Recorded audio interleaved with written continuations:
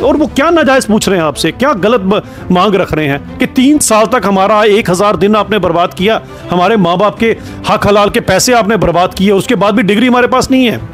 और डिग्री जो आप हमें दे रहे हो उससे हम कुछ कर भी नहीं सकते हैं, क्योंकि वो कॉलेज ही एफिलिएटेड नहीं है।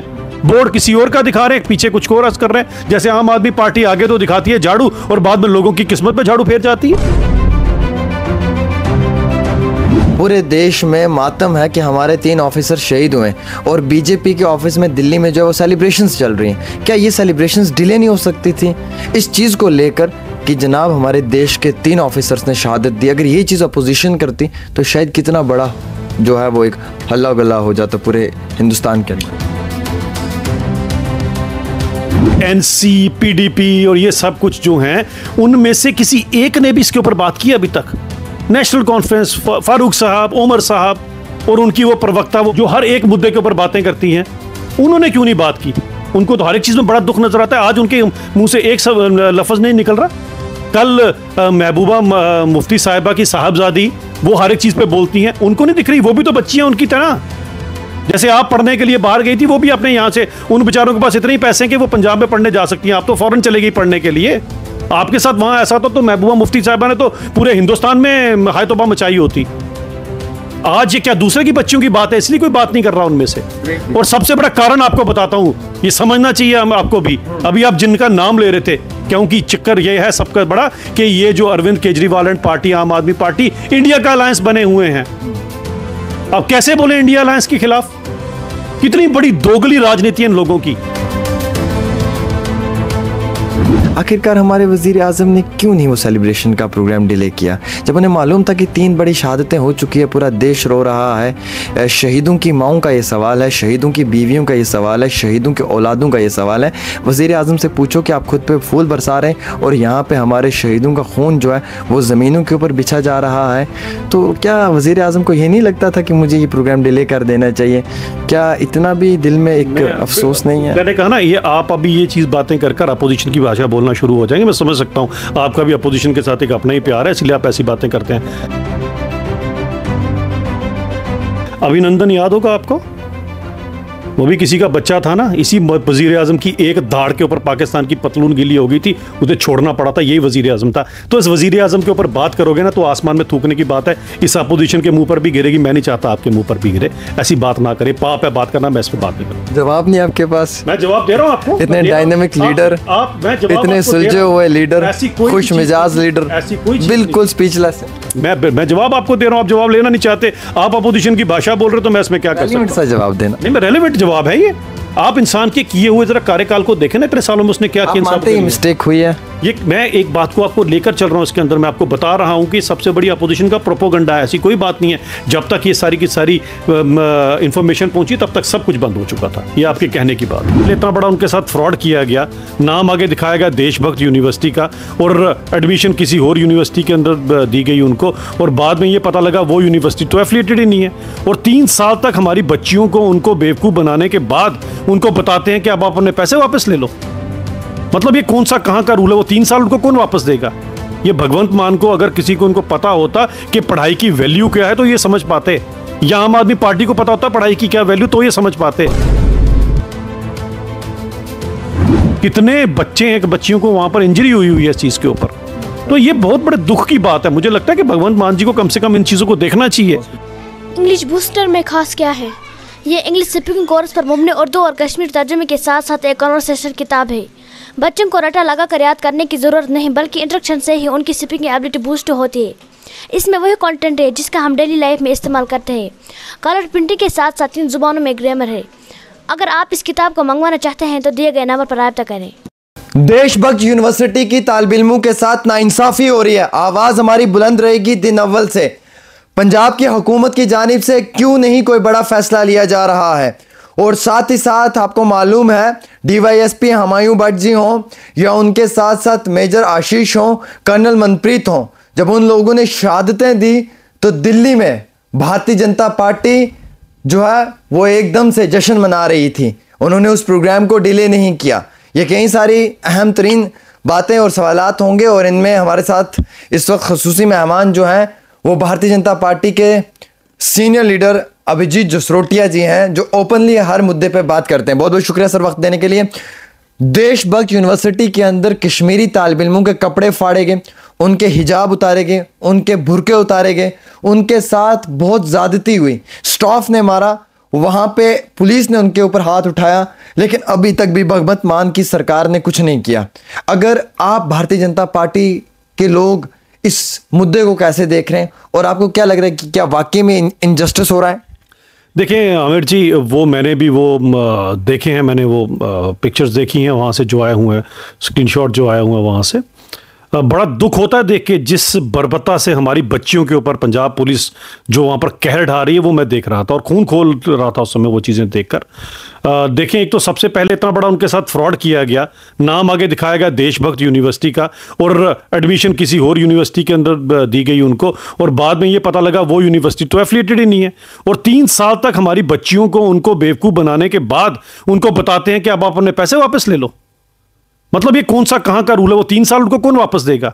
ये भगवंत मान को अगर किसी को उनको पता होता कि पढ़ाई की वैल्यू क्या है तो ये समझ पाते, या आम आदमी पार्टी को पता होता पढ़ाई की क्या वैल्यू तो ये समझ पाते। वो तो झाड़ू फेरते हैं। आप देखें ना, दिल्ली के पुराने स्कूलों के ऊपर रंग रोगन करके लाखों करोड़ों का अपने पास पैसे रख लिए इन लोगों ने। इनको क्या लगता है रंग रोगन लीपा पोती करने से कोई भी काम हो जाएगा?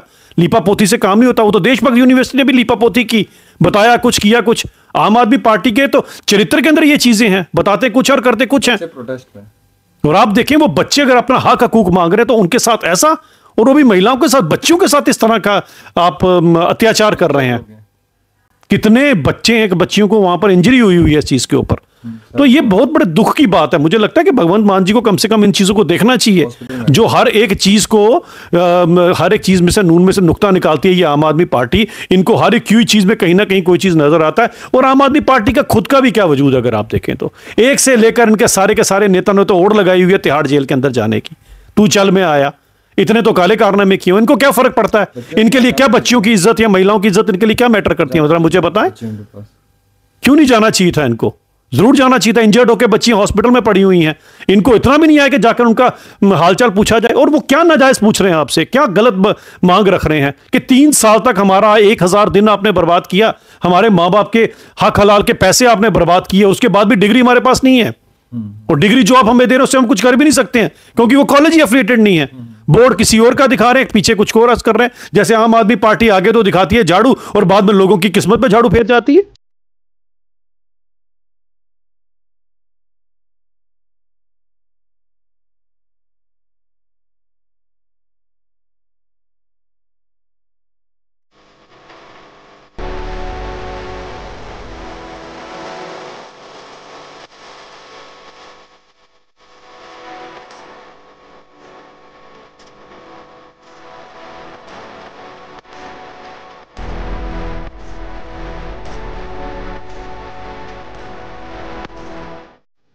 ये तो आम आदमी पार्टी के चरित्र के अंदर इन्हें जवाब देना चाहिए।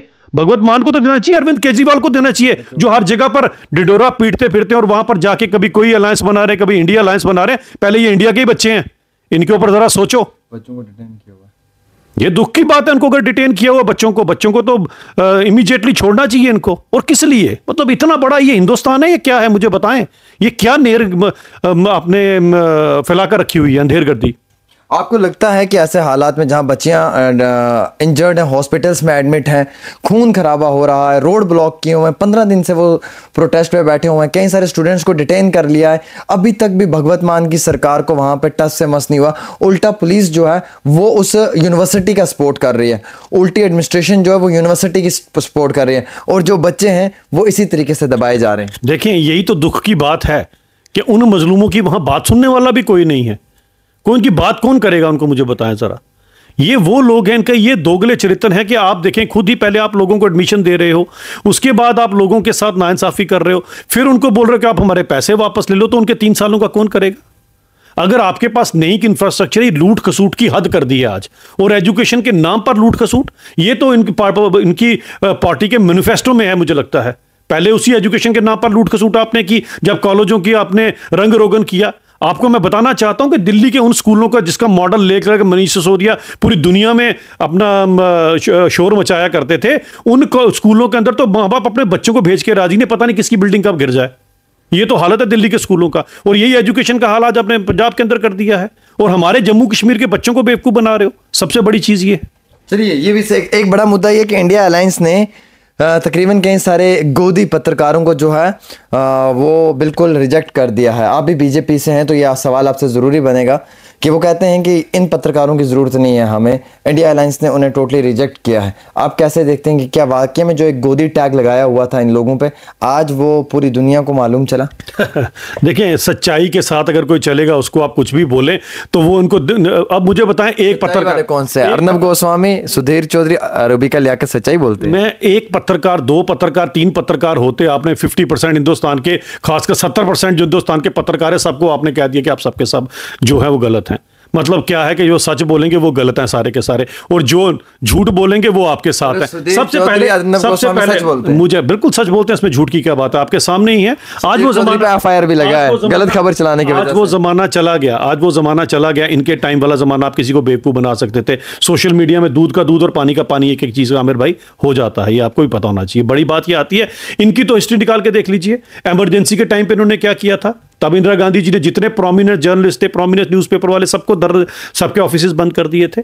हर टाइम ये किया गया। नेहरू जी के टाइम पे ये काम किए गए हैं, ये सब कुछ किया गया। और इनके टाइम पर क्या होता रहा, प्रोमिनेंट न्यूज़पेपर तो लोग तो अपने सरकारी बंगलों के अंदर से चलाते रहे सारे के सारे। अब अगर पारदर्शिता होकर नजर आ रही है तो पता नहीं इनको क्यों मिर्ची लगना शुरू होगी, और इनके बैन करने से कुछ नहीं होगा। सच नहीं रुक नहीं सकता, सच्चाई छुप नहीं सकती बनावट के असूलों से, कि खुशबू आ नहीं सकती कागज के फूलों से। ये सभी कागज के फूल हैं, इनसे खुशबू नहीं आएगी। ऐसा बैन करने से आप सच को दबा नहीं सकते हो। आज आप सच तो वैसे भी नहीं दबा सकते। मतलब आप मानते हैं रूबिका लियाकत, अर्नब गोस्वामी, सुधीर चौधरी, अमीश, अदिति, ये सब पत्रकार जो हैं सच कहते हैं, सच की बात करते हैं? मेरा ये मानना है कि पत्रकारिता जो है वो वैसे भी सत्य पर बेस्ड होती है। हम ऐसे इसे 4th पिलर ऑफ डेमोक्रेसी नहीं मानते हैं। हाँ। और आप मुझे बताएं, अगर आप 4th पिलर ऑफ डेमोक्रेसी से नहीं मानते हैं तब आप ऐसी बात करोगे। कोई इंसान बता रहा है, आज आप किस खबर को छुपा सकते हैं मुझे बताओ। आपके सामने ये खबर चली देशभक्त यूनिवर्सिटी की, कोई इसको छुपा सकता है? आप ही ने पहले इसको सबसे पहले ब्रेक किया है, कोई इसको छुपा सकता है? मैं आपको एक और खबर देना चाहता हूं। यहां पर दिक्कत सबसे बड़ी हमारे जम्मू कश्मीर के अंदर है।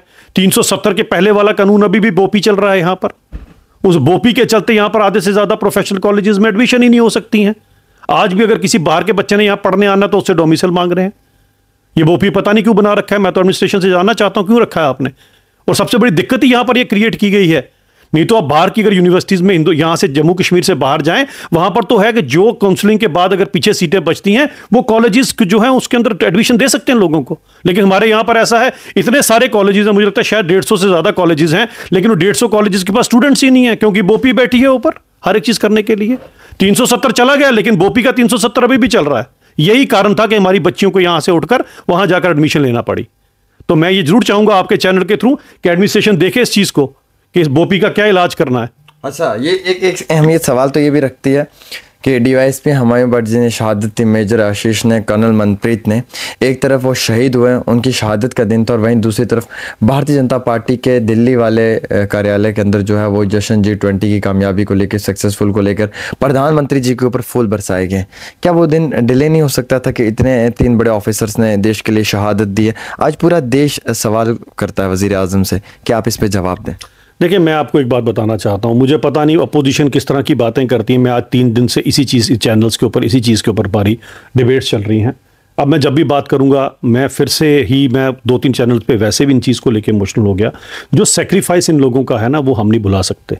ये सब चीज़ें करना, या मेरे को अमीर भाई बात कंप्लीट करने दे। देखिए, इस चीज़ को आप इधर लेकर चलें या उधर लेकर चलें, इनसे बात नहीं चलती। बात आती है कि जो उनका सेक्रीफाइस है, बहुत बड़ा सेक्रीफाइस है। हम इन चीज़ों को ऐसी बात करके कहीं ना कहीं उनके सेक्रीफाइस को ना कम ना करें।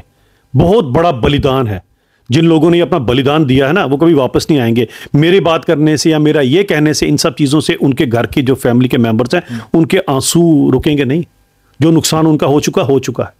आज हमें ये सोचना चाहिए कि हमने इस चीज़ के ऊपर कैसे पार पाना है।